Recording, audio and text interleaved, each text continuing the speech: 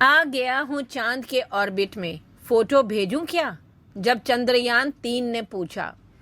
इसी बीच एक और खबर आ रही है कि रशिया लूना 25 मिशन 27 साल बाद रूस लॉन्च करेगा अपना मून मिशन।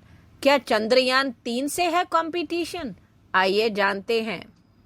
पहले बात करेंगे चंद्रयान 3 की। आ गया हूं चांद के ऑर्बिट में, फोटो भेजूं क्या? ये पूछा है चंद्रयान 3 ने। चंद्रयान ने ये सवाल एक ट्वीट करके पूछा है। ट्वीट को अब तक 1600 से ज्यादा बार रीट्वीट किया गया है, 10,000 से ज्यादा लाइक्स हैं, 46 बार कोट किया गया है, 47 बार बुक मार्क किया गया है। इसके अलावा इसे 1.68 लाख से ज्यादा बार देखा जा चुका है। ट्वीट में लिखा है, hey earthlings, I am in lunar orbit at ISRO, could you please allow me to post some pictures so that I can make them feel jealous?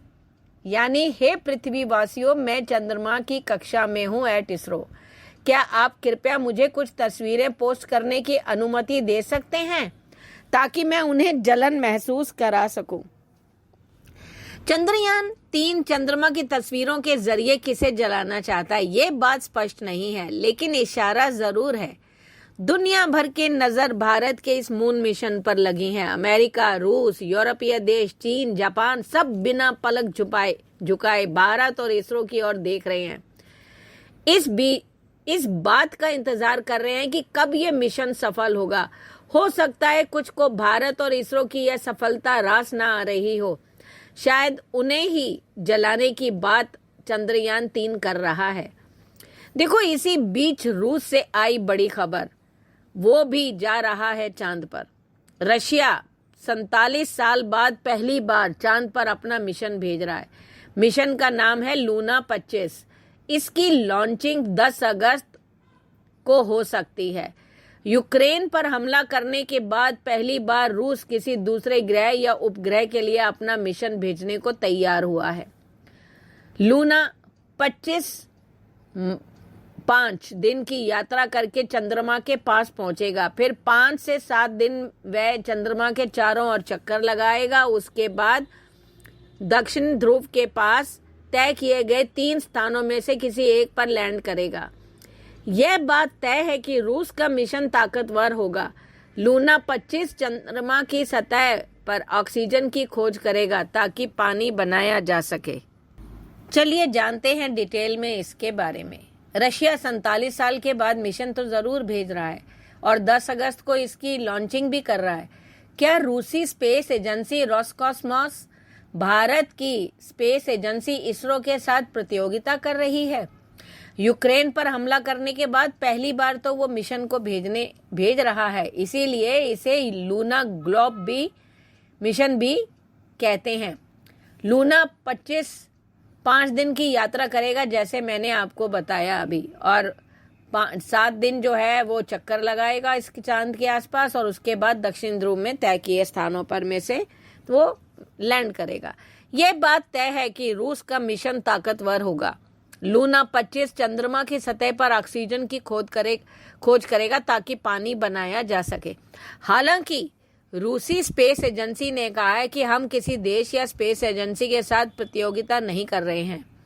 हमारे लैंडिंग इलाके भी अलग हैं। भारत या किसी और देश के मून मिशन से हमारी ना तो टक्कर होगी, ना ही हम किसी के रास्ते में आएंगे, क्योंकि चंद्रमा या अंतरिक्ष हर किसी के लिए है। इस मिशन की शुरुआत 1990 में हुई थी, लेकिन यह अब जाकर पूरा होने वाला है। रूस ने जापानी स्पेस एजेंसी के साथ पार्टनरशिप करने की कोशिश की थी, लेकिन जापान ने मना कर दिया था। इसके बाद रूसी स्पेस एजेंसी ने भारत के इसरो के साथ भी अपना मून मिशन में मदद करने की अपील की थी, लेकिन बात बनी नहीं। इसके बाद रूस ने खुद ही रोबोटिक लैंडर बनाने की योजना बनाई है। चंद्रयान 3 चंद्रमा की सतह पर 2 हफ्ते काम करेगा, जबकि लूना 25 साल भर काम करेगा। लूना 25 का वजन 1.8 टन है। इसमें 31 किलोग्राम के वैज्ञानिक यंत्र हैं।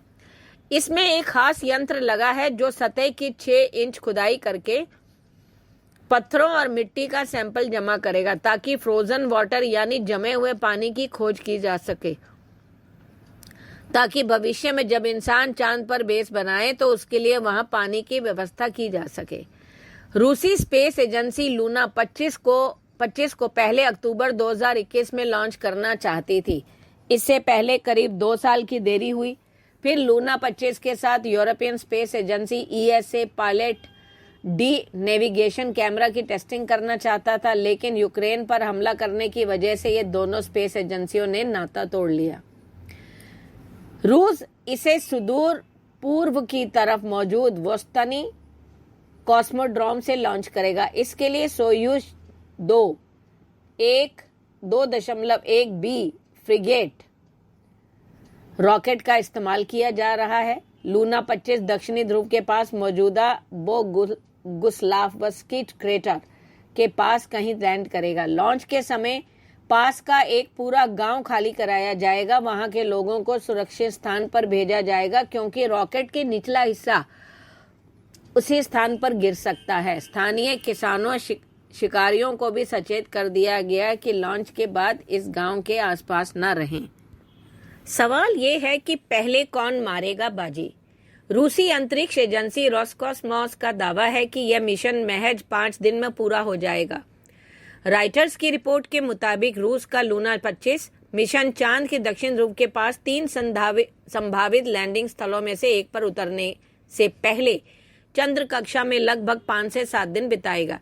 रूसी यान की यह टाइमलाइन बताती है कि उसका मिशन भारतीय चंद्रयान 3 से पहले या लगभग उसी समय चंद्रमा की सतह पर पहुंच सकता है। रोसकॉस्मोस ने इसरो को आश्वासन दिया कि ये दोनों मिशन एक दूसरे के साथ हस्तक्षेप नहीं करेंगे। हालांकि उन्होंने अलग अलग लैंडिंग क्षेत्रों की योजना बनाई है। रूसी अंतरिक्ष एजेंसी ने कहा कि अगर ऐसा कोई खतरा नहीं है कि वे एक दूसरे के साथ हस्तक्षेप करें या टकराएं, चंद्रमा पर सभी के लिए पर्याप्त जगह है। संयुक्त राज्य अमेरिका की अंतरिक्ष एजेंसी नासा के अनुसार लूना 25 मिशन का उद्देश्य चांद के ध्रुवीय रेजोलिथ सतह सामग्री की संरचना और चंद्र ध्रुवीय ब्रह्मांडल के प्लाज्मा और धूल घटकों का अध्ययन करना है। जबकि इसरो बता चुका है कि चंद्रयान 3 का लक्ष्य चंद्रमा की सतह पर सुरक्षित और सॉफ्ट लैंडिंग रोवर गतिशीलता का प्रदर्शन करना है। अगर हम दोनों की संरचना के बारे में बात करें तो लूना 25 के लैंडर में 4 पैरों वाला बेस है, जिसमें लैंडिंग रॉकेट और प्रोपेलेंट टैंक है। एक ऊपरी डिब्बे में सौर पैनल, संचार उपकरण, ऑनबोर्ड कंप्यूटर और वैज्ञानिक उपकरण है। जबकि चंद्रयान 3 में एक स्वदेशी लैंडर मॉड्यूल LM, एक प्रोपल्शन मॉड्यूल PM और एक रोवर शामिल है। रोवर चंद्र सतह के रासायनिक विश्लेषण के लिए वैज्ञानिक पेलोड से सुसज्जित है।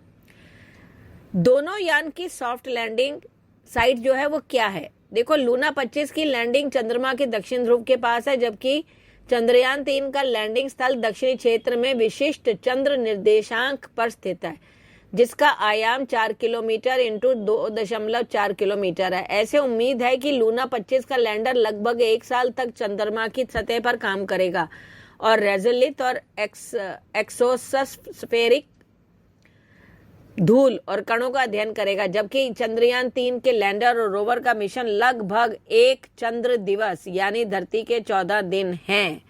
आपको क्या लगता है? कृपया कमेंट करके बताएं। धन्यवाद।